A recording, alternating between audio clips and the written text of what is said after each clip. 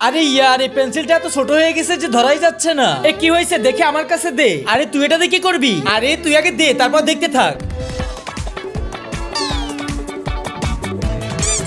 এই নে।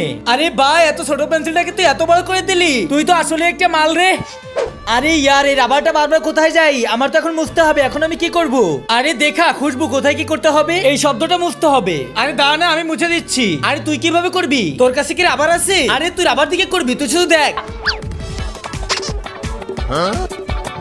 আরে এ তো সত্যি মুছে গেল। কি কেমন লাগলো আমার বুদ্ধি? একদম দারুণ।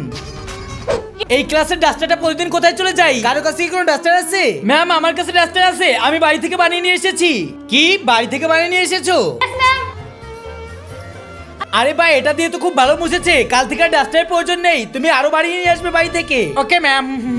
আরে বন্ধু তোর তো সব কাজ জানা আছে। আরে হ্যাঁ অবশ্যই আছে। আরে তুই খালি পায়ে হাঁটতেছিস কেন? আরে আমার জুতাটা ছিঁড়ে গেছে। আরে দাঁড়া এরও জোগাড় আছে আমার কাছে। কি তোর কাছে জুতারও কাজ আছে? হ্যাঁ তুই এবার এটার পরে পা রাখ। আরে ইয়ার এটা তো একেবারে জুতার মতো হয়ে গেল, এখন তোমার পাওয়ার নোংরা হবে না। তোর কত কাজ জানা। হ্যাঁ এবার চলে একসাথে বাড়িতে যাই।